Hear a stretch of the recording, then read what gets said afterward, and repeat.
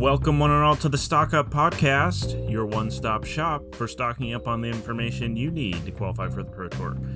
My name is Alex. I am joined, as always, by my co-host, Sir Jacob Negro. How's it going, Jacob? Good. How are you? I'm all right. We're recording in the morning, which we don't usually do, and I'm a bit of a zombie, so I've got my cold brew. I'm ready to go. I will say that I have something to brag about. I am now a Washington LGS store champion, so kind of a big deal. What deck did you play? I played Blue-Black Control. With the candy trails? With the candy trails. The candy trails pulled me through, yeah. Did you see they made a card that's very similar to Candy Trail in the next set, but way worse? No way. Oh, it's worse. It doesn't scry to you, and it's just indestructible. I guess it also draws a card without sacking it. It just says when it leaves, I think, so if you sack it to something else. But okay, well, I don't think I've had someone just try to destroy my candy trail. Sometimes it gets hit by temporary lockdown. Yeah. But you get it back eventually with it again, so... Certainly the scry to is a big sell to why you play that card anyways. Yeah, totally. So for today's episode, we're going to be talking about Standard. We're in a bit of a lame duck format, Standard, but it's still relevant. People have their store championships, their Standard showdowns, and then also this weekend, relevantly, there's an arena qualifier. Yeah, so it's qualifier weekend, and for those of you maybe interested in it, especially if you're just big arena players that maybe haven't qualified for it, you still have a chance on Friday to play the best of 3 play-in, which means you'll have to go 4-0, but just keep it in mind that you could still play best of 3 standard to then play on Saturday. Yeah, I had forgot about that, to be honest. Luckily, I qualified. I actually did it. You could do it playing sealed. Yeah, I saw that. I did it playing best of 1 with a deck. We'll go more into depth later, but I played the Is It Cauldron deck in best of 1. I actually started by playing Roots, and I punted to not win on the first shot, and then I did a poor shot with Roots, and then I just qualified on my first shot with Cauldron. So not that hard to get in, especially because on this first shot I got a lot of more gems than I got up gems on my first shot. So yeah, I don't play in these often. I think I'm gonna start trying to play them going forward. The sealed one, it's funny. It's kind of like my arena directs where I was like winning 1 and 5. I think it took me 5 runs, but like every run, I finished with enough wins to get me like more gems than I started with. So nice. Yeah. So it took me a while to get like a really good pool that would do it, but the gems were much more generous than they are for like the directs or whatever. Yeah, they are. I think if you get 4 wins, you basically break even. So yeah. So we're just gonna be talking about Standard, what the top decks are right now, what we've been playing, etc., and then maybe a recommendation or two from us. The next few weeks.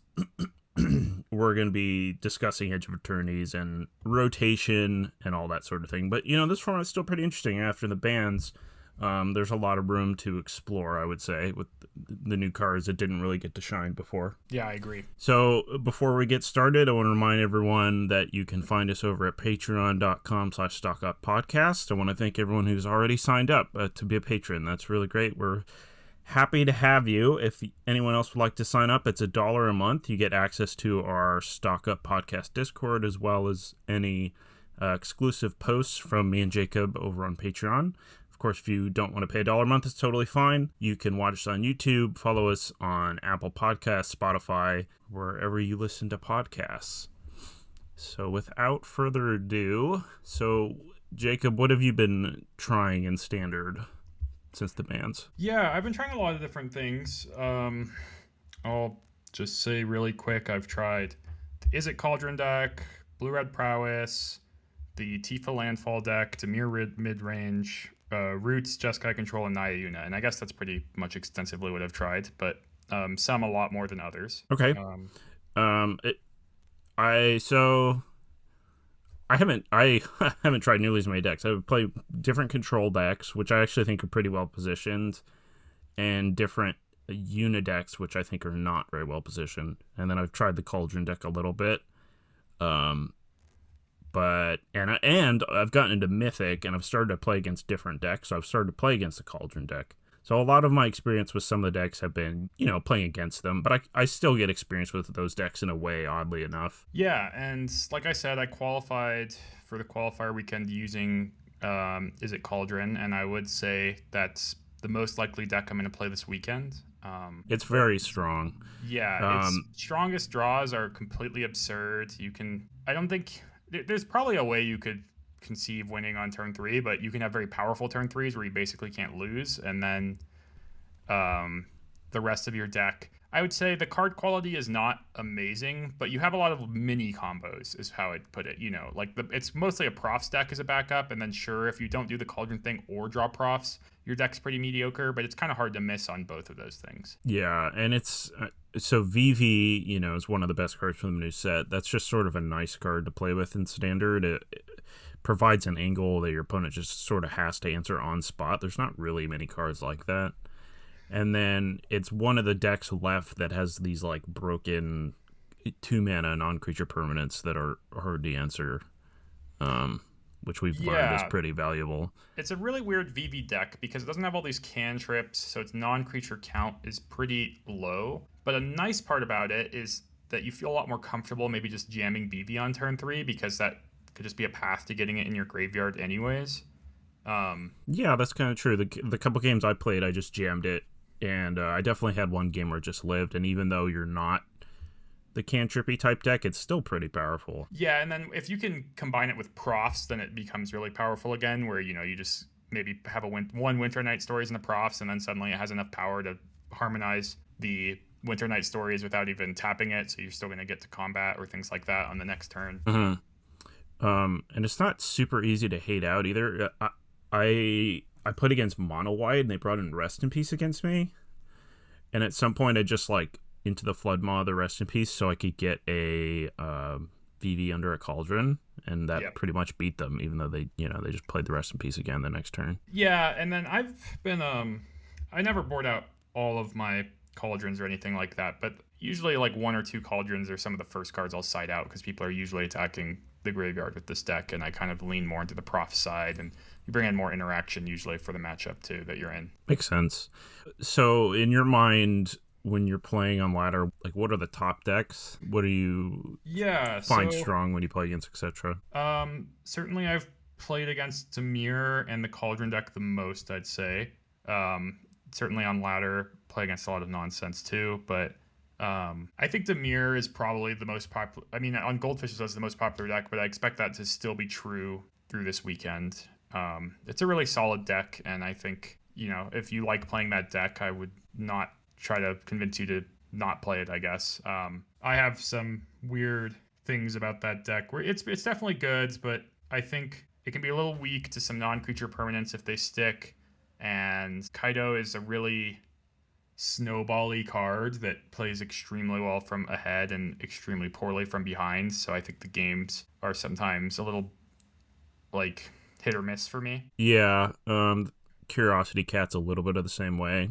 Doesn't have Curiosity as exaggerated of a problem, but a pretty good card against people trying to attack you, I guess. Like flashing it in and blocking and trading is like an amazing thing that card can do, whereas Kaido is almost useless entirely on defense. I know you can stun things, but as soon as they have a second thing going on, you kind of just have a useless card in your hand. Yeah, that deck also has the problem where sometimes if you don't draw either Kaito or Curiosity Cat, you can't win games either. Yeah, that's definitely true. I've had that happen. But yeah, I think the format is pretty diverse right now, even saying that. Especially, I think, in Arena Qualifier weekend, day 1 particularly, I would expect to play against a wide range of decks. If you make day 2, that might narrow in a lot. It would not surprise me if it is way more like a huge difference in metagame shares on the second day. I think that's probably not atypical for these events. It's also kind of interesting in these events if you didn't know, and maybe they've at any point they could change this, I guess, but you can submit a different deck on day 2 from day 1. Yeah.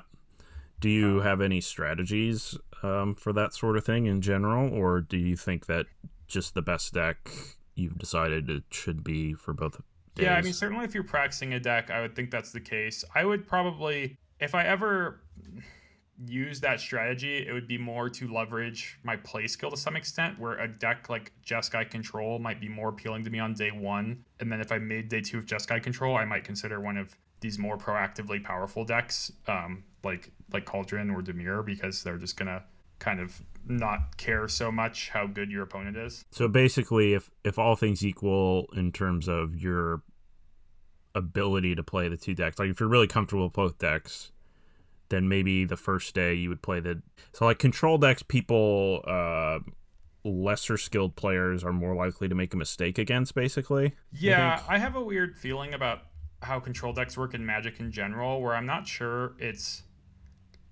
really a matter of you outskilling your opponent a lot of the times. Oftentimes I feel like they're more of a skill check. Right. Like That's how almost I like feel about it. yeah, like you have to be this experienced in the matchup to understand a lot of key things when you play against a control deck.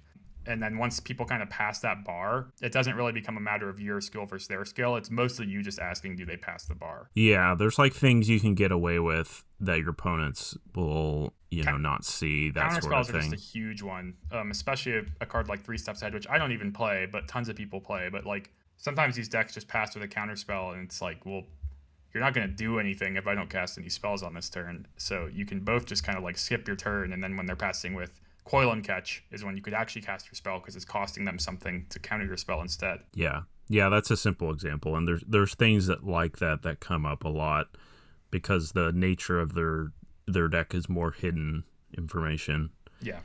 This Okay. event will be closed deck lists. I get super annoyed by just playing on Arena and closed deck lists. I lose to really weird cards all the time, or especially the control decks. Control That's players the fun love of it. Jace. The amount of control players I play that have main deck Jace, I feel like must be above 90%. It makes me just want to play aggro decks always that Jace is completely unplayable against. They always just tune their decks to beat control mirrors. It's so weird to me. It is frustrating. I think it's because it's annoying to lose control mirrors because you feel so helpless when your opponent has a card that just trumps them. Yeah, and the match takes forever on Arena, and you just want to make sure you win it. Yeah, I kind of get the urge, although every time I put Jace in my deck, I'm like, fine, I'll put the stupid Jaces in. I draw them in a normal matchup, and I'm just like, this card is so awful. Yeah, so I don't know about that. I mean, in my mind, so I'll say what I've been playing against a lot, because right now I think there's sort of a flavor of the week that I've been picking out, especially now that I've finally gotten into Mythic. I've noticed a trend. There's people trying a lot of green decks, so I've seen lots of Llanowar Elves. Less so even than like crappy green-black mid-range decks. I think people have kind of put those down for now. But I've been playing against like mono-green Landfall. I've been playing against these decks that are like trying to put the World Wagon and other ramp spells into play. So like, they go turn 1 elf, turn 2, 3 mana ramp, and then sometimes they have Green Overlord or... Yeah, have you played against like a Teamer Kona surprise deck? Yeah, I have. Yep. That originated from Shahar Shenhar streaming a lot. Oh, really? Yeah. With 3 steps ahead and everything? Yeah. Okay. It's such a weird deck. Yeah. Yeah, I had someone like ramp into He's like top 20 Mythic. I saw him playing it. Nice. Yeah, I had someone ramp into like the dismiss mode of 3 steps ahead against me, and I was like, what is going on? Yeah. Very weird.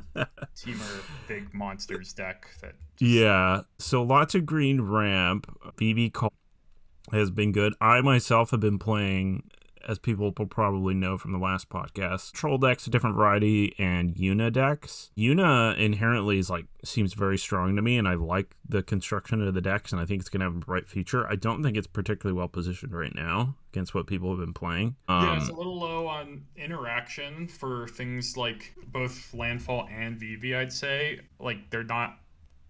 I feel like it doesn't do a very good job going over the top of those decks because those decks are just... One of them is literally attacking for 100 and the other one's attacking for like 30 a lot of the time or whatever. Like, yeah, a lot of the decks at the moment or Cauldron are asking for you to have lots of interaction to beat them. And Yuna's just not the style of deck that can play a lot of interaction because it needs slots for so many other things. Yeah, like I guess for example, versus both of those decks, I think Overlord of the Mistmoors is just not where you want to be at all. It's not even close. Like exactly. Whereas like, a couple weeks ago against Dimir midrange was kind of stomping around. Mistmoors is kind of exactly where you wanted to be. Yep, I agree. So yeah, so then I've been playing control decks, and I think control decks are pretty decently positioned right now. They have a lot of they do pretty well against all the green decks. Yeah, a lot of removal. So I played Jeskai Control at a store championship last weekend. I lost my final match for the invite, unfortunately, or not the invite, the promo for Mm-hmm. the Final Fantasy one. And yeah, I mean, I played a lot on ladder. I picked that deck because I knew it was one I could borrow from a friend, because I don't think many people had like the VV Cauldron deck available or anything like that, to lend out, especially. Cauldrons are like oddly really expensive, aren't they? Yeah, they are. And They see playing VV. a lot of format and VV. Yeah. Yeah. VV's new too. And yeah. Anyways, I mean, the big appeal to that deck to me is just you're another stock up deck, which I do think is one of the best cards in standard still. I I think I'd think agree with that. the mana is close to fine. You know, it's the Surveil Verge mana base plays out kind of fine. I think it's a little better when you don't play cards like 3 steps ahead, because, you know, the list I played, which kind of a stock list, I think I had like 15 blue sources. You know, it's not like it's hard to fit in 18 or something like that. Yeah, just as a note with the mana bases right now, it maybe things will change when Shocklands come out, so that'll be interesting. But like even when I was building the Unidex with Overlords and stuff, double pips are pretty hard. It's why I was playing cards like Starting Town. But of course, I don't really want Starting Town to control deck at all. That, you know, it's a pretty bad card there. So Yeah. I go ahead. Yeah, the Jeskai control deck, you know, it's only trying to have double white, and then late game having double blue is definitely useful. I mean, I guess as Meringue River Regent literally, but also, you know, maybe playing a spell with a counter spell backup can become important. Right. Yeah. And you don't get very many utility lands either, or colorless lands. You sort of have to play within the bounds of the mana that you're given. Yep, I had just one Quarry Mountain Monastery, which I loved. It's really amazing in that deck, I think. But it's even hard to fit in a second, even though I kind of would like to. But I just don't think you can really justify that. Mm-hmm. So how did you end up doing in that tournament? So I got a draw in a mirror match, but I was paired down, and then I played the final match against Jeskai Control and lost the final. So I think technically I got third or fourth, actually, because someone else surpassed my record. Sure. But you're playing for the wasn't finals, yeah. Yeah, I was playing for the promo in the end. Had I won, I would have been first place. I had a pretty normal list, pretty similar to the ones you may have seen at the last PT. I included only 2 lockdowns in my main because of the bans, and to kind of adjust for that, I included a main deck and sideboard copy of Fire Magic, which I liked a lot. You know, they're still sort of a sweeper for the deck, but they're also kind of just a 1-mana removal spell. You know, 1-for-1ing a creature is totally fine, or, you know, if they, you know, you can get a bat or Spyglass Siren is kind of fine to hit, especially if they're cracking a map on it. It was very useful against me against Convoke, even though I lost. I kind of just lost game 3 to them having 2 Protect the Negotiators to counter a Fire Magic on their turn into an Ultima on my turn. But that's how it goes. Yeah. Can you like kill a Llanowar Elf in that deck if you want to with Fire Magic? Do you have the mana for it? Looks like I have 6. No, or yeah, actually the Verge. I guess I only have the red Verge, the red blue Verge, so not really on the draw. Okay. So yeah, obviously the 1-mana red spells. I had a 1 Torch the Tower as well, and kind of to assist with that, there's 2 Rediscover the Ways and a Roiling Dragonstorm, and I guess Beza. But you know, it's not always about casting these 1-mana spells on turn 1. It's just the fact that you on turn 4, you know, you could stock up and cast one of these or things like that. You know, you can just squeeze it in on another turn. Or fit them in with your tap lands. That's pretty important because these decks have a lot of tap lands. Yeah, you could play a Surveil Land on turn 1 and a Surveil Land on turn 2 and still cast a spell. Things like that. Because really, I think the play pattern of this deck so often is to try to make sure you interact with your opponent on some way on turn 2, and then try to cast Stock Up or Rediscover the Way on turn 3. And I played 2 Rediscover the Ways in addition to 4 Stock Ups, which I felt really good about, just kind of making sure that you always have one of these 2-for-1s that works with Shiko especially. Mm-hmm. Yeah, that makes sense. One of the reasons I've liked Blue-Black Control, even though it's a deck that other people haven't really built, is the black removal allows you to, you know, black removal, black discard, that sort of thing, allows you to play something more cheap cards that go well with stock up. Pretty simple. I mean, the more I play standard these days, or maybe this is just a Magic trend in general, the more I'm aching to fit cheaper cards into my deck. Yeah, you know, I played 14 cards that cost 2 or less that could interact with my opponent. They don't always line up every well. You know, that's counting 1 Negate and 3 Exhales. I had 2 Helixes, 1 Dragonfire, 1 Obliterating Bolt, 1 Torch the Tower, 1 Fire Magic, and 4 Get Lost. You know, it's kind of a weird split of things, but just trying to make sure it works out to at least have a little bit of pressure relieved going into your 3rd turn. I think it's just such a crucial turn for the deck. Yeah. I tried some blue-white control also, and I copied some stock lists. And blue-white control has a lot of things going for it. I think the lists are way too clunky at the moment.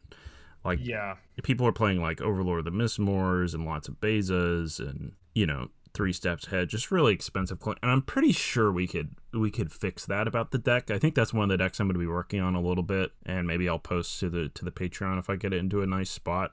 But I'm pretty sure you could probably play more cheaper cards. Maybe you play some more cheap card drawing, Dreams of Laguna, that sort of thing. Yeah, Um, it's funny because I know people made fun of this a lot, and now that Heartfire Hero is banned, things are certainly different. But Mitchell Tamlin, who top 16 the last Pro Tour with Blue White Control, had the common Blue White Plains Island land, in addition to Meticulous Archive, of course, and 8 plains, and played laydown arms in his deck just to have more cheap removal. dude, I get it. I totally get it. Yeah, and it's more like a meta thing where it's like, yeah, sure, this deck's not going to be exiling a Sheoldred or maybe even a Preacher of Schism on curve with that card, but later in the game it can, and on turns 1 and 2 it probably has 2 planes a lot of the time. So you're exiling these 1 and 2 drops that people are playing at that Pro Tour probably pretty reliably. Yeah, when and Lay Down Arms I think is rotating. So right. It is, so that won't matter moving forward. But I respected that list a lot for that reason. Oh, for sure. When Duskmourn first came out, this was like right before I had my resurgence of playing a lot of Magic, but I built still liked playing Standard, and I built a green-white deck that was kind of like the domain decks, except the engine was like Beanstalk, of course, but Caretaker's Talent, and so it was just white-green, and then I had my mana base skewed so that I could play Lay Down Arms, and it was pretty nice. Yeah. So yeah, I totally get trying to play the cheap interaction and all that. But yeah, I think the control decks are it's fine. I mean, Jeskai Control is kind of a sorcery tap out deck that it's weird to say it's somewhat proactive, but you are just trying to set up your game to play things like Shiko, and it's not like I guess the way people sometimes view control decks that are trying to play this ultra long game all the time. Yeah, the Jeskai is really teetering on just being a mid-range deck. Yeah. It doesn't have inevitability in every matchup. So yeah, that's important to note, that you play matchups sometimes where you need to be actually finding a way to pressure your opponent. That used to be true of the Omniscience matchup, which, Handshake players that played Jeskai Control at the last PT main decked a Ghost Lantern and a Soul Guide, Ghost Vacuum and a Soul Guide Lantern for that matchup, which I think makes sense because it completely swings that matchup, I'd imagine, which that might still be true in the future format if Omniscience makes a comeback with whatever, maybe some new 4-mana reanimation spell gets printed, or maybe a 5-mana one is actually good enough. I know that could happen this weekend even, but that's kind of tough in the field of Cauldron being one of the top decks, and Demir. I think it's probably not very good into either of those decks. Yeah. Having some graveyard hate. So in my blue-black deck, there's been a lot of incidental artifact removal that people have been playing, I've noticed. Like, there's been more Braids, and green decks have had some main deck stuff. So I've cut the Hedron archives, right. And I've been playing a main deck Lantern, and it's been pretty good. It maybe people might be moving away from it now, but it was nice hitting Esper Origins type things. I thought about one main deck Lantern in my prowess list at the last Pro Tour. It's kind of tough when the meta is so warped around prowess mirrors, so not really a thing anybody did. But if you really thought, I made that decision because I was seeing Omniscience become extremely popular on Magic Online at the time. So it's just I don't know, if you're gonna tell me that Omniscience is slowly going to creep up and be one of the most popular decks, then I think, main decking a card like that, it's not something you should ignore. It's something you have to do yourself. In particular, a card that can just cycle if you need it to. Yeah. Obviously, there's a limit to how many cards you could put in your deck that only cycle. But speaking of Omniscience, I played in a second standard championship, and this time I went to one, I guess it was a WPN premium store. Okay. And so people traveled from Canada to come play. Nice. That I hadn't seen before. And I I decided to play Naya Yuno because I had been slowly accumulating the cards for it, and it just sounded fun. And like Leyline Binding is rotating, so I wanted to play with that a bit. And I won my first match, and then I stood up and saw that like this 3 team of grinders had all brought blue white from Canada, all brought blue white Omniscience. And I was like, well, I guess I'm dead. Yeah. And it was the first time in Standard in a long time where I got paired against someone the next round, and they're on blue-white Omniscience, and I thought about my deck and the matchup, and I was just like, wow, I have very little chance to win.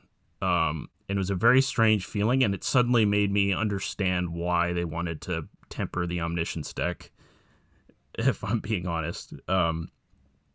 All that to say, I was going to ask you, what do you think about Omniscience right now as a deck? Yeah, I mean, I think that, needing a 5-mana card certainly is a big deal. It changes your key turn, or that deck, sometimes in the face of graveyard hate, you'd answer their graveyard hate, and then on turn 6, you'd play your Roiling Dragonstorm, you'd play your Abuelos, and you'd win. And that's all just getting delayed another turn, which is a big deal. And then on top of that, the 2 most played decks in Standard right now are a Dimir mid-range deck with not the most disruption main deck, but still some, and that works. Like they have a mix of Duress and Spell Pierce, and usually some weird Quench variant. In addition, the Tidebinder can sometimes be annoying for you as well, and this kind of flash game they play.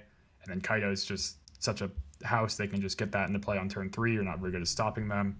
And then the Cauldron deck just has main deck Cauldrons. In my play in Qualifier, I had a draw as Cauldron that was honestly pretty crappy and would have lost a lot of matchups, but I was against Omniscience and just ended up continually sticking one Cauldron that they kept answering, but they just never got Omniscience into play against me. This was best of 1, and I just kind of won with mediocre creature beats and a little bit of graveyard hate. Mm-hmm. Yeah, I mean, that makes sense. That is funny that the Cauldron would be such a problem.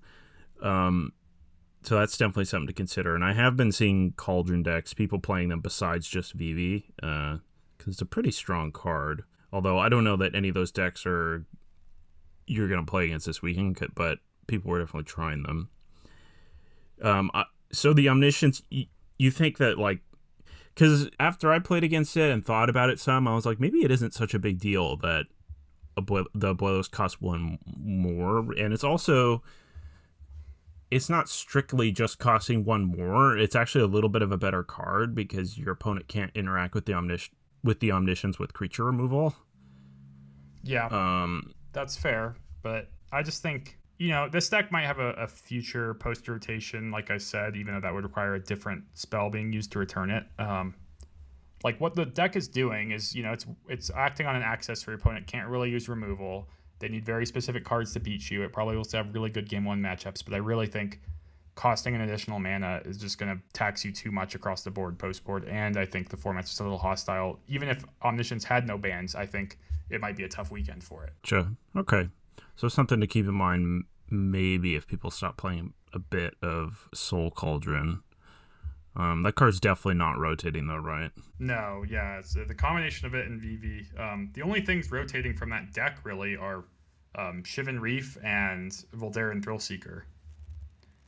Gotcha. And Thrillseeker is a card that I would say is correct to play right now in that deck. I'm playing 2 copies. I could see even playing 1 copy. But it's mostly just pretty good at being like a game-ending card, which matters in this deck weirdly because, if you play against a deck like the white decks, the white control decks have Ultima or things like that, you do want to make sure you can kind of have this ability to one-shot your opponent, which you still have without Thrillseeker because you have stuff like Tersa or just casting enough spells with VV.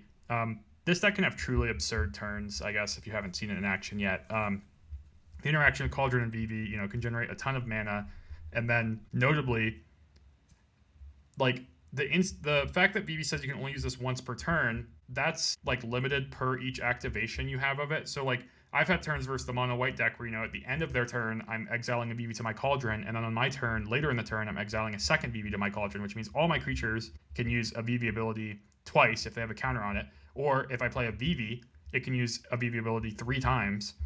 You can get absolutely ridiculous amount of mana, and then sometimes that ridiculous amount happens post combat because of Proph's Eidetic Memory putting the counters on a creature mid combat. I've had a turn where I think I had like a 17/17 Tersa by the time I went to combat. My opponent chumps with it, and then I make 34 mana and beat them with Thrillseeker.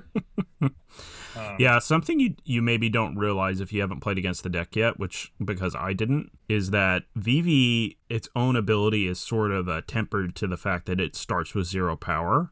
yeah. And when you're just putting a +1/+1 counter on a random creature that already, has 3 or 4 power, you get a huge burst of mana right away.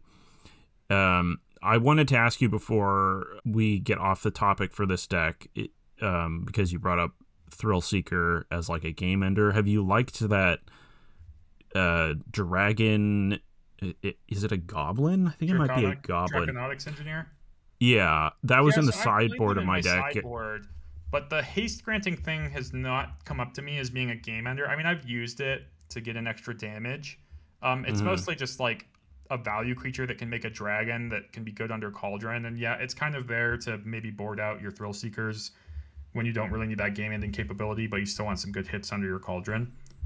Yeah, I thought maybe if Thrill Seeker's gone, you could play a card like that, or I was Yeah, wondering. you could play one Wild Ride, and that would probably work too a lot of the time. But like I said, there's probably nothing as good as Thrill Seeker at winning post combat, which Right, matters a lot with the way profs work in this deck. right. Because you Okay. can definitely end up with a ton of mana on your second main phase after having an amazing first main phase.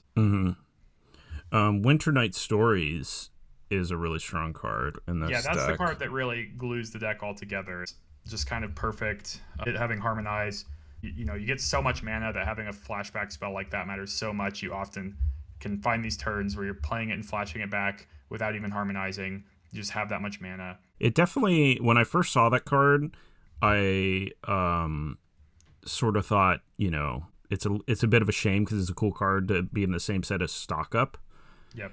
But I think maybe, it's opened my mind to it building decks going forward if new cards come out that Winter Night Stories could be a good card. Yeah, the profs and Marauding Mako thing and Delirium. Sometimes you go Mako into Fear of Missing Out and you discard something, and then on turn 3 you play Winter Night Stories. And even if you didn't discard another Fear of Missing Out because of the 2-type thing, you discarded one card with the FOMO, and then the Winter Night Stories is a sorcery itself. And if you choose to discard 2 cards with it instead of one creature, you could just have Delirium. Yeah, for That's sure. not that uncommon of a sequence for the deck.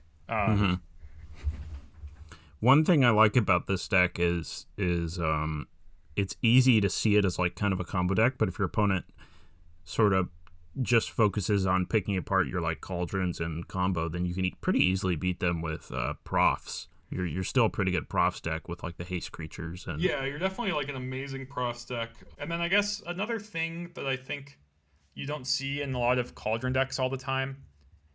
Cauldron cares about creatures having +1/+1 counters on them, and this deck, has Marauding Mako, Prof's Eidetic Memory, and VV, all of which are cards that generate +1/+1 counters themselves. So that's how you get these truly absurd turns, where like you start, maybe you just have a turn 2 Fear of Missing Out, discarding a VV, and then on turn 3 you play your Cauldron, you put a counter on the Fear of Missing Out, you make 3 mana, and you could play another VV and a 1 mana spell. You removal a spell on their guy, and you have a 1 counter VV that then maybe can make 2 mana and cast a Prof's Eidetic Memory and then put more counters on things, stuff like that.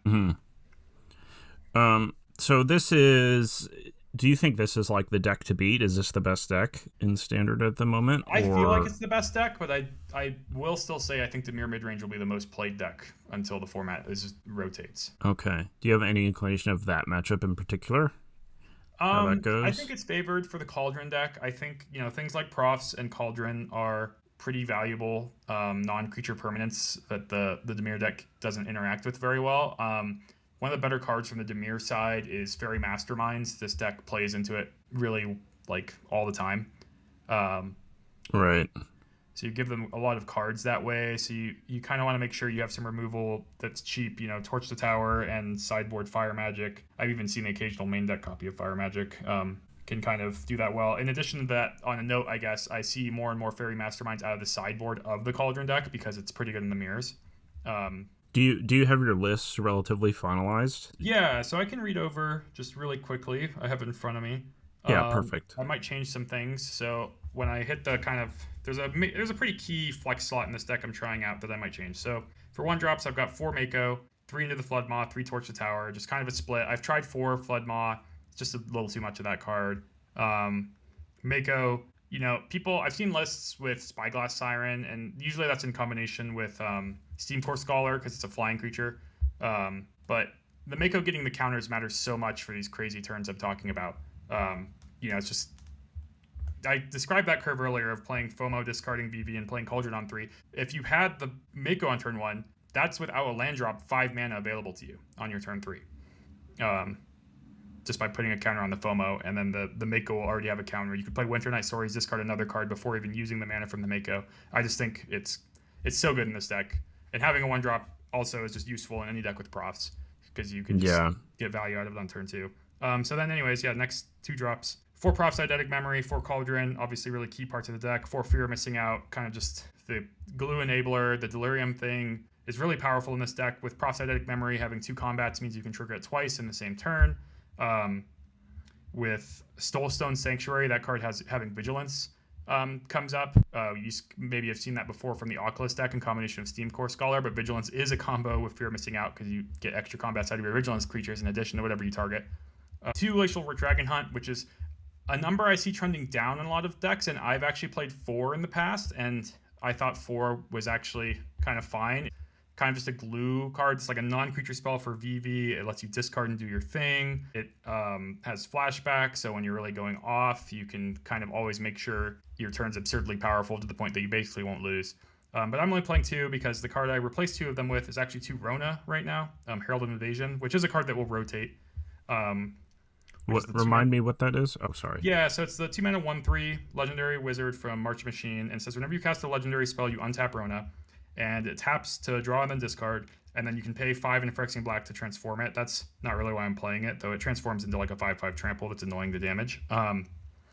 But it's just another looter. It kind of is like Fear Missing Out's numbers 5 and 6 to kind of set up these powerful turns.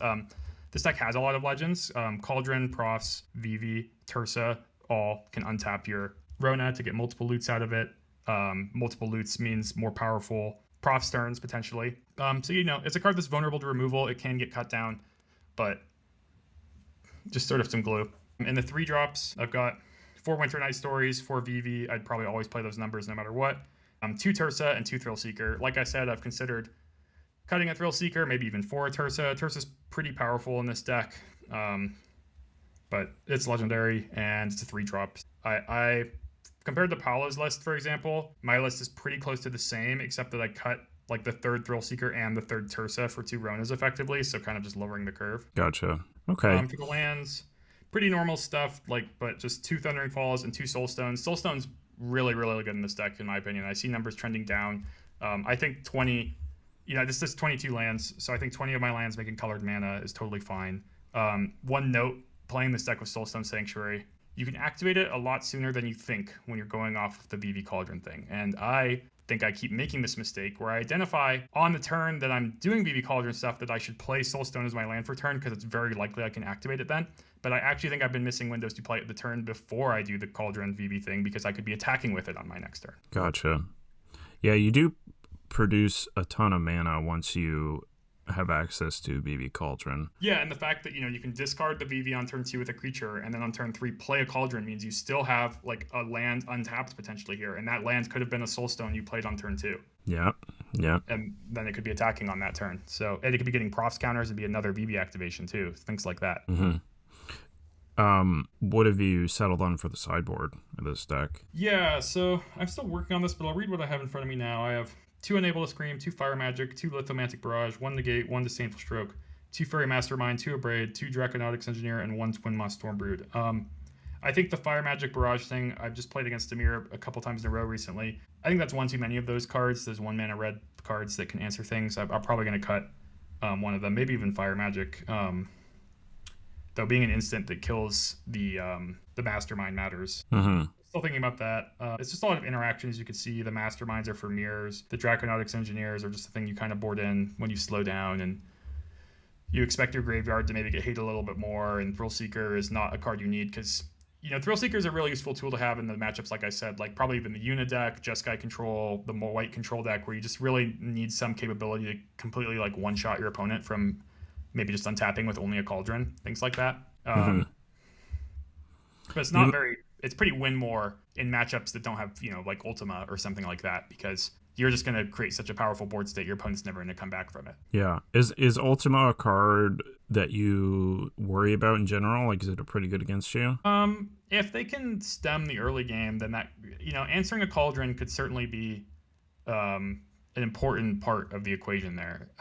Yeah, like it wraths all your creatures and your Cauldron. Yeah, exactly. This deck can certainly rebuild pretty well, but it's sort of in those matchups. I think it's going to depend a lot if you draw like a Winter Night Stories. You'll notice this problem playing Prowess, that some matchups you really feel like you need to draw your first stock up, and then you can start chaining all the good parts of your deck together.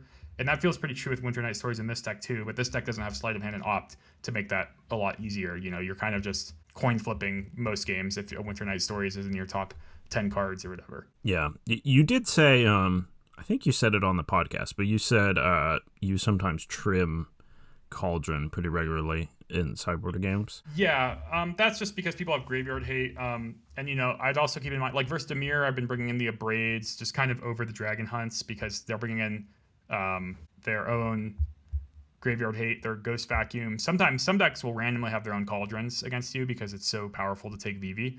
And then in addition to that, Abrade being an instant matters a lot in that matchup, because if they flash in a guy end of turn, you can Abrade it still and they won't Kaido you, things like that. Right. The few games I played with the deck, it definitely struck me as the kind of thing where I actually don't want to sideboard too much in each game. It's mostly moving around your interaction. Like I don't really like Into the Flood Mob versus Demir, for example. I have slowly moved to just boarding out all of my Flood Mods in that matchup. That makes sense. Yeah. You switch around your interaction slots for the matchup, basically. And I'll board out my Thrill Seekers, like I said, but I'm bringing in, the Engineers. A lot of these sideboarding with this deck is pretty one-to-one. Right now, I guess I'm missing sort of a value grindy card. You've seen Enduring Curiosity in that slot. That might return. A card I maybe would consider in that slot instead is actually just Ral. Even though the kind of part of Ral that says when you cast a non-creature spell, put a loyalty counter on it, might not be that great in this deck. It makes creatures, which matter for Profs and Cauldron, and it has draw 3, discard 2 tacked onto it, which, is very synergistic with the deck. That makes sense. I actually didn't understand. The list I copied had a Curiosity Cat, and I didn't understand it too much. I mean, obviously, it's a strong card, but... Yeah. It's drawing, like, you're not really utilizing the flash very well with this deck, and people are boarding in any Ghost Vacuums they have against you, so they could just have, like, a Go for the Throat plus a Ghost Vacuum and answer it somewhat cleanly. Yeah, that's a problem. I think maybe the idea is, like, well, you're boarding in some counterspells also, but, I mean, you don't want to board in a ton of counterspells, because counterspells don't play super great with your strategy in general. Yeah, I think counterspells are just kind of tough for this deck to play in general. I agree. I guess I'll use this to move into the Prowess deck, because I think there exists some territory that is between the Prowess deck and the Cauldron deck that might be good. And my current Prowess list, I won't say the whole list, but it has 4 VVs, 1 Cauldron, 1 Prof Eidetic Memory, and 4 Planispheres, and a Wild Ride, stuff like that. And it's trying to emulate a lot of the stuff this Cauldron deck can do. But, instead of trying to aggressively discard the VV, the idea is more so that you're just going to play a long game and eventually your VV is going to die. And having that 1 Cauldron can really lead to those really powerful turns again.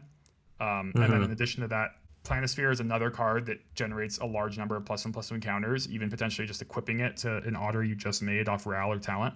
And you can continue to have these really strong kind of one-shotty turns. Yeah, and so this is the version of the deck that has all the cantrips and whatnot. So VV is more likely to kill them if they don't kill it.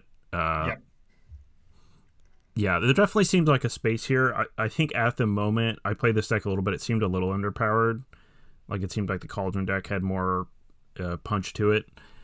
But it's definitely going to be something to keep an eye out as new sets come out and whatnot, and then as the format changes. I agree there's a pretty strong shell with, like, Storm Chaser's Talent and Stock Up and VV, and all the cantrips, which aren't rotating. Yeah. Not a lot of that deck rotates. The biggest hit is probably, once again, Shivan Reef, which, they gave us Starting Town, but that card's going to just feel like it sucks. I think if I had to build the Cauldron deck right now without Shivan Reef, I would probably only add 2 starting towns and like an island and a mountain, for example. You know, it is significantly worse. Yeah, especially for a 2-color deck, it's Yeah. just pretty much just straight worse. Well, exactly straight worse, exactly. I've got one Twin Moss Storm Root in the sideboard. I guess I could cast every now and then. So I the way you've talked about it, I guess I heard Shocklands are coming. I guess Steam Vents is not. It's not yet. Yeah. Okay. But I mean, in theory, presumably, maybe in a later set, they will print those. I would have to imagine so, yeah. And then these blue-red decks have the fortune of, half the fast lands are rotating. The allied colored ones are rotating, but Spirebluff Canal will not be rotating. But, it's a bigger hit on some of these allied colored decks that aren't getting an allied shock. Fortunately, Gruul Delirium is getting Stomping Ground, but like Gruul Delirium is losing 8 lands out of its mana base and only getting 4. Yeah, blue-white was blue-white getting Hollowed Fountain? No, they're not. Yeah. Yeah, so they lose Seacom Coast but they're getting and Watery Grave. At least. right. So it's very weird to not. Yeah. I kind of wish it was just all allied ones, given the kind of imbalance between the fast lands, half of them staying and half of them rotating. Totally. So to wrap up a bit, so Jacob recommends the Cauldron deck for this weekend. I mostly just co-sign that. Every time I play with or against that deck, it just seems really powerful. It seems good against like I said, I think the flavor of the week is like green decks in general, ramp and stuff, and I think the VV deck sounds pretty good into all of that. The Tifa deck is certainly a matchup where, I've had these 4 Flood Moss splits sometimes in these decks, and that's a matchup where that can shine. They do have the protection spells, but you can kind of just reset a Chocobo or a Bristly Bill or a Hydra, and it can be pretty devastating for them. Right. They need land drops for those cards to work. They don't have a land engine that lets them keep playing lands. Yeah. Do you have a 4th Flood Bond on the sideboard? I didn't remember. I could see having something like that. Unable to Scream's not very good against them because they get their counters on their guys. Right. So maybe you want something like that. I could see it for sure. Yeah, I mean, even just being able to like maybe you start with a Wild Slash on their small guy and they pump it and then you bounce it later or right there or whatever. Yeah. I could see you solving that matchup with some cheap interaction. Because they don't have a lot of interaction themselves. I would guess the Prowess deck is much better against the Tifa deck than the Cauldron deck, weirdly, because it's a bit more interactive. But right. Maybe that's not even true. They're pretty similarly interactive. I guess it's just that it has the cantrip, so it finds interaction more reliably. Mm-hmm. It's funny. So now that even though I've kind of co-signed that recommendation, I might still play a control deck myself. This weekend. It's one of those things where like I like control and I pilot it better than I do other things in general, and I haven't played that much of the Prowess deck, or not the Prowess, the VV deck. I might still play the VV deck, honestly. It seems really strong. But I think if you're starting from an equal, if you're starting from like an equal place, I think you go there. I might just have so much experience with the control decks that I might play that, but I think on Patreon, so I'll have Jacob post his list on Patreon for sure. Yeah. I'm gonna post maybe an update to one of my control decks, and then I also, before we go, I'm gonna post this Naya Una deck I played because I got it into a kind of a cool spot. Even though I don't recommend it necessarily. I found Bitter Reunion is a card that exists in Standard at the moment. Yep. And that fits well in the deck as a nice, because I had people have played Fear of Missing Out, but Fear of Missing Out doesn't work super well with that deck. I agree. It's just like the 2/3 body is pretty useless a lot of the games. Yeah. And Bitter Reunion gives you the same discard angle where you can discard a big enchantment or you can discard Esper Origins. And then it also like is pretty threatening when you can use it to haste up an Overlord or whatever, especially the red Overlord, which I have in Naya. So that makes sense, which obviously you can't do when you reanimate it with Yuna, but this deck plays to eventually casting these types of cards. So totally, yeah. And I've used it just to haste out once Esper Origins is on its 3rd chapter. Well, yeah, you flash back. You trample to something with haste. But you can. No. But I have flashback Esper Origins. You give that haste and you get in. So that's, which is unfortunate because Bitter Reunion is rotating. I'm pretty sure it is. Yeah. So we'll be posting those. Anything else you want to talk about with Standard? Touch on the Tifa deck because I played it a bit. Oh, right, the mono green. Yep. Yeah, so I have some notes about it. It feels pretty powerful, but I have not found a solution to this problem yet. But playing this deck, Tifa has very clearly felt like the worst card in this deck. Each turn, even if you do something kind of powerful with the Tifa, if it's not lethal, it's like going to your next turn as a 1/2. And you play these Snakeskin Veils, sometimes Overprotect, sometimes Royal Treatment. Those are also cards that, like, yeah, protecting Mossborn Hydra is kind of nice, but it's kind of hard to do some games. And so I don't know if there's, like, I was trying a list that didn't have Tifas and stuff, and I was splashing white, and I had Felidar Retreat, which is, like, randomly in Standard, which is a 3 and a white enchantment with landfall that says you choose one, make a 2/2 cat token, or put a +1/+1 counter on each creature you control, and they gain Vigilance. I'm not sure that's quite the right angle, especially for main deck, maybe sideboard games. The other option to kind of fix my Tifa problem is, I don't know, a card like Audacity I think would be pretty good, which will rotate, but this weekend, you can still play it. It's kind of the Rancor-like card, but instead of when it goes to your graveyard, instead of it returning to your hand, you just draw a card. But that can kind of permanently give Tifa some power, so you could Rancor your Tifa and then play one of your fetch lands, or have the Chocobo plus a land, and that's a pretty serious boost to power. And also giving Trample to Saz's Chocobo or Bristlybill can matter a lot, because they're really large creatures eventually. So honestly, having tried the version without Tifa, if anything, what I might try is just more Audacities with Tifa, because I do appreciate that the deck can win pretty fast and is pretty aggressive, and being a mid-rangey deck that's basically mono green is not ideal because you're not going to have much interaction. Secondly, speaking of the white splash, this deck being mono green is kind of very weird to me.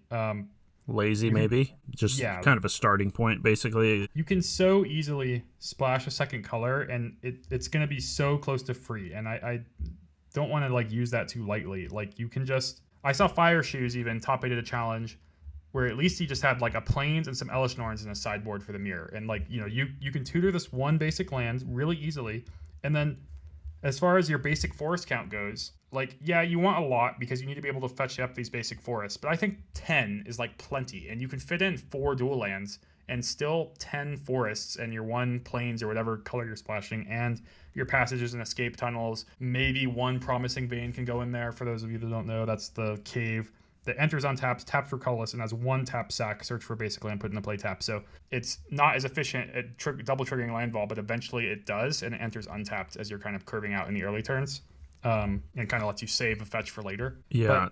But, something is, if Verges are a card that you would want to play as your dual land, of the Verges start with green. Yes, the green-white and green-black Verges start with green. So those, in my opinion, are absolutely free.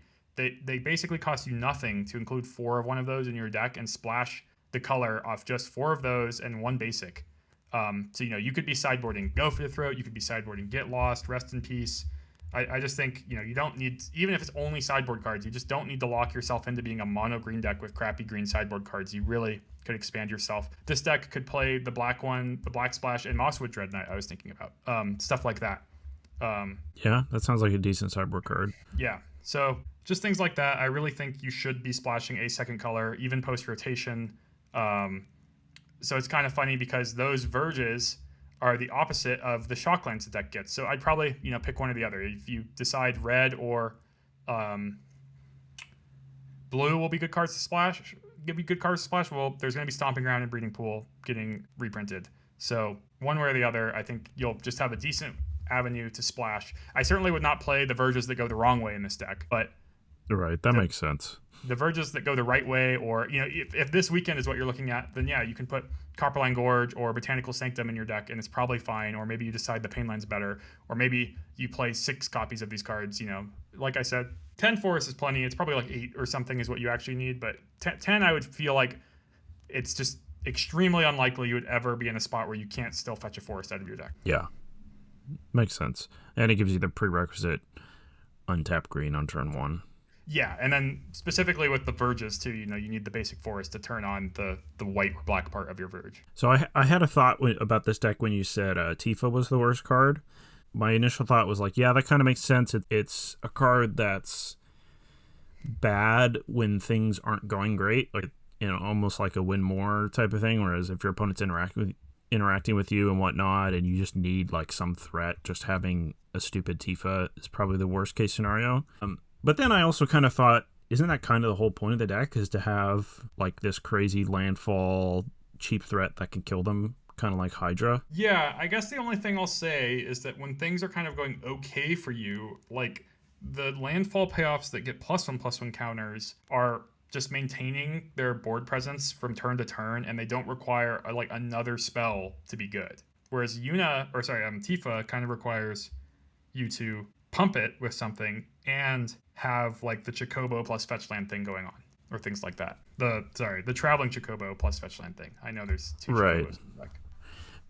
If a efficient way to give like +1/+1 counters or something came out with it, you think that'd make Tifa more appealing to you? Yeah, it would. And I'm not sure what other.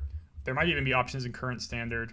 But yeah, we're just about to have a new set, so yeah, or something to keep an eye out for. Sideboard Felidar Retreat. That's not rotating, and that puts counters on her too. There's sort of an issue with that card, and eventually you run out of cards in hand with this deck, and none of your landfall things work unless you top deck a land. So it's really awkward. Right, you don't have any like card advantage, really. Yeah. Feels like it's a fine place to bring it up now. There's a card I know you were eyeing from the new set that might fix that sort of problem, right? Yeah, I think. We can move into this now. So I think that post-rotation, this landfall deck might be one of the best places to start. It's pretty aggressive. It's not really losing anything. And it seems like it's getting multiple new tools. And specifically, there's this card. It's spoiled in Japanese, so I'm reading the translation. It's called Ice Tail Explorer. It's 2 green for a 2/4 insect scout. It says you may play an additional land on each of your turns. You may play land cards from your graveyard and landfall mill a card. So this is the type of card that, you play this, you can immediately play a Fabled Passage or something from your graveyard again. And even if you'd already played one land this turn. So it's just going to really boost your landfall counts. And also, as long as it's in play, as long as you have drawn one of your Fabled Passage or Escape Tunnel or Promising Vein, you're always going to have an ability to keep generating a lot of landfall, but also it digs for those cards. And even if you didn't have one of those cards drawn yet and you just played this and you played a basic forest from your hand, you might mill another basic forest. Yeah. This seems like the perfect 4-drop for this deck. Yeah. Provides some card advantage. If you've already drawn one of your fetch lands, you get 4 triggers on turn 4 right away with it. That's pretty nice. Yeah, if you slam your Mossborn Hydra, potentially even on turn 2 off a land or elf, and then I guess this won't work with Fabled Passage. So let's say turn 3 Hydra, turn 4 you play Fabled Passage, you play this, and you get to play the Fabled Passage again. That's 2, 4, 8, 16 on your Hydra right then. Like, pretty much lethal. Pretty nice. Yeah. Or Tifa, but yeah. Yeah. Pretty nice. Yeah. Okay. Yeah, so there's going to be lots of cool things to look out for. Over the next few episodes, we will be covering obviously the new cards. We'll be doing an episode talking about rotation, which cards are rotating. I've had someone request from me already that we talk about good decks to build for the new standard. Definitely. Maybe even with an eye on like building for paper, where which cards might stay good for a while, that sort of thing, like decks to buy into. So we might touch on something like that. Yeah. As the full spoiler comes out, I think we'll have a much bigger picture. Yeah, totally. And we'll be doing a top 10 episode again. I think that was pretty fun. Yeah, I agree. So yeah, thanks everyone for listening. That'll do it all for today's episode, and we'll see you next time. Okay, so there is a promo for the next Standard Showdown. It's a card that you may have heard of before. It's called Monstrous Rage. Also known as a card that has been banned in Standard as the Standard promo. It looks pretty nice. It's got that old border on it. Yeah, retro. Yeah, I'm actually the sicko in me is pretty excited to get that card because I think it's going to be pretty funny. But I was a proponent that they shouldn't even ban Monstrous Rage before, or they certainly didn't have to. And now that I know that their Standard Showdown promo was Monstrous Rage, I think they totally just should not have banned it. What do you think? It's hard to have that influence it. I think it's fine to just not care about that when you're banning cards. The Monstrous Rage ban is really awkward because it certainly heavily influenced by content creators bringing up that card a lot. It does seem that way. It's sort of like a card that people don't like playing against, but yeah, and maybe that's the reason it was banned, honestly. yeah. I mean, it's hard to make an argument to me play... that it's a power level reason, to be honest. Well, to some extent, I understand what you're saying, but the card seeing play in the Is It Prowess deck, I actually think is sort of a testament to its power level, because it demonstrated that it's not seeing play solely because of the Valiant mechanic or things like that. It's so yes, I do agree that it's a really strong card. I mean, I don't think it's like a bad card. It's not that fun because playing blockers has sort of been a good thing, but like Tarmogoyf, I'm sure would see play in standards, but it would not be as much of a trump. People were playing a lot of cards with Death Touch because of Monstrous Rage's existence, basically. Preacher of the Schism, Glissa, Shieldred. Those cards, I think, effectively were really only seeing play because they could block and still 2-for-1 Monstrous Rage. Yeah. Okay. Cecil.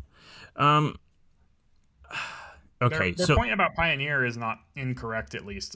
Mono Red is like the most played card in Pioneer, and I keep clicking on all these challenges, and even though the top most played cards in most formats are not a list of only mono red things, it seems like Monstrous Rage keeps making its way into the top 10 most played cards in any given tournament for Pioneer. I keep clicking on. Sure, but this is their standard thing. Of course. I just think that standard as a format is like one of my favorite formats, and I think Magic was really healthy when standard was doing well, and they kind of let it die, and now they're sort of making this big push to bring it back, which I think they're doing a pretty good job. Like, they're making really good promos, they're giving stores lots of strong promos to hand out, and I know that now that I've been playing locally, and I see the player that's more like, oh, I'm going to play standard, sure, I'm going to buy into it because my friends are playing and I want to build this standard deck and this is cool, and then you get a prize from the tournament that you did well in, and they just give you this card that's not legal in standard. as your promo, and it's kind of awkward in other formats. I think, like, if it had been like if the promo was Corey Steelcutter, I'd be like, yeah, whatever, you have to ban it, it doesn't matter. I just thought because this case in particular, where like Monstrous Rage, I really don't think, like, you could have banned other cards in the red deck, like maybe ban Screaming Nemesis or something. I don't think this before, but the early rotation part of it makes sense to me. Well, fair enough. We'll see what people think about it. I know, like I said, I'm excited to have this goofy Monstrous Rage promo. So. Yeah, I don't know if I'll be able to make it to one of those showdowns, but I am very invested in standard post rotation, so maybe.